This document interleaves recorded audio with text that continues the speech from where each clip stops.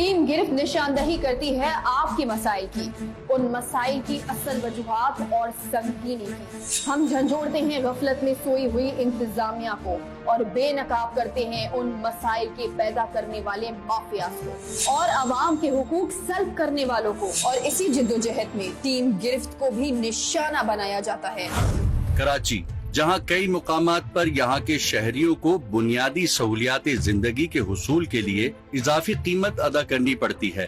इन बुनियादी जरूरियात में से एक पानी है, जिसकी तरसील की जिम्मेदारी के लिए Karachi water and sewerage board कायम किया गया है, जिसका बुनियादी काम घर घर पानी की तरसील और निकास है, जो कि एक निजाम के तहत की जाती है। मगर बदतरीन इंतजामी सूरत हाल और माफियाज के शिकंजे में घिरे इस निजाम को टैंकर माफिया और टंकी माफिया की शक्ल में एहलियाने कराची का खून मुंह लग गया है। कराची का इलाका बल्दिया टाउन, सईदाबाद और औरंगी टाउन, ये वो इलाके हैं जो लाखों की आबादी पर मुश्तमिल हैं। यहाँ रहने वालों की अक्सरियत मेहनत कश और गरीब या मिडिल क्लास तबके से ताल्लुक रखती है, जो पानी जैसी बुनियादी सहूलत के हुसूल के लिए टैंकर माफिया के मरहून मिन्नत हैं। एक वक्त था जब इस इलाके को भरपूर पानी सप्लाई किया जाता था। बल्दिया टाउन के अंदर जो है वो पानी का बहुत ही बड़ा जो है वो एक मेजर इशू है और हम देख रहे हैं कि हमेशा ही बल्दिया टाउन के जो आवाम है वो पानी के लिए जो है वो हमें रोते नजर आते हैं। हर मुमकिन कोशिश की गई है, लेकिन फिर भी बल्दिया टाउन के जो लोग हैं उनको बुनियादी जो उनकी जरूरत है वही जो है वो अब तक फराहम नहीं की जा रही। इसी बारे में जो है वो आज बात करने के लिए हमारे साथ जो है फहीम पटनी MPA मौजूद हैं PS 113 के।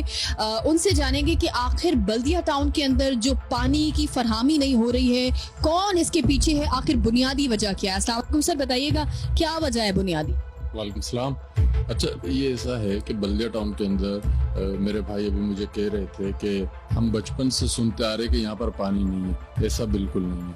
यहाँ पर जब मुस्तफा भाई के दौरे निजामत के अंदर हब रिजर्वायर से, हब डैम से बल्दिया के लिए एक बड़ी पानी की लाइन जो है बल्दिया के लिए आ चुकी थी और बल्दिया के अंदर इतना पानी था कि बल्दिया पूरा सैराब था, पानी से कोई इशू नहीं था।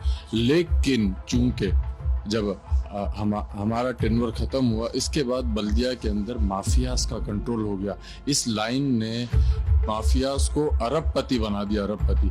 और आज भी इस लाइन के ऊपर माफियाज का कंट्रोल है। जैसा आप लोगों ने भी देखा होगा कि यहाँ पर काफ़ी ऑपरेशंस हो रहे हैं, हाइड्रेंट के ऊपर ऑपरेशन हो रहे हैं, गैर कानूनी जो इलीगल लाइनें यहाँ पर बेची जा रही हैं, सारी चीज़ें।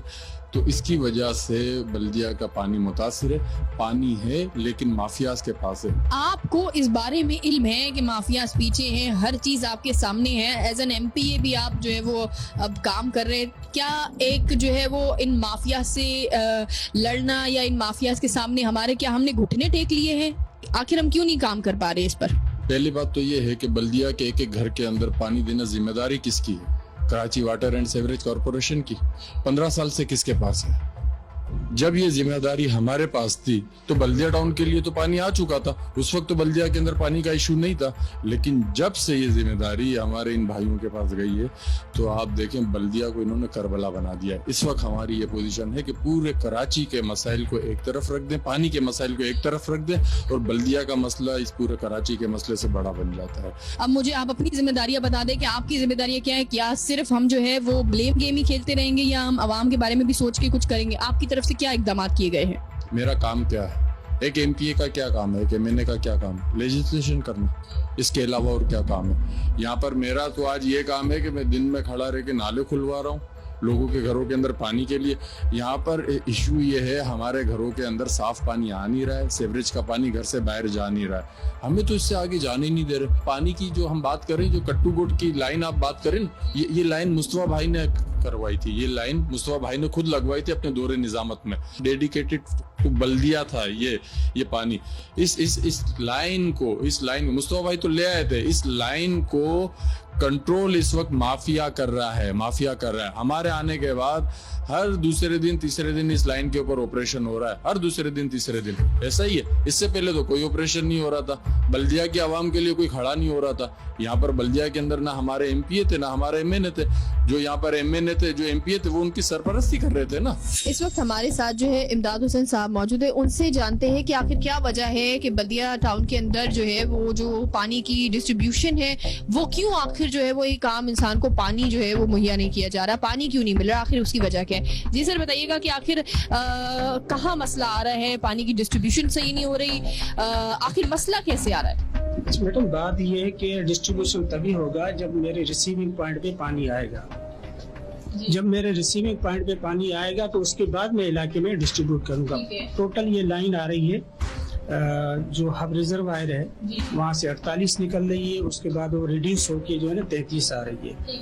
तो 33 से फिर हमारे पंपिंग स्टेशन है, जो 5 पंपिंग स्टेशन है इताहा टाउन के, मुशर्रफ कॉलोनी है उसका पंपिंग स्टेशन है, फिर हाईगंड है एक, वहाँ से क्रॉस होके फिर हमारे जो है फुटबॉल ग्राउंड पे पानी आता है। वहाँ पे एक पॉइंट लगा हुआ है, रिसीविंग पॉइंट जिसको कहते हैं। वहाँ पे मेरी जो रिक्वायरमेंट है वो 22 PSI है।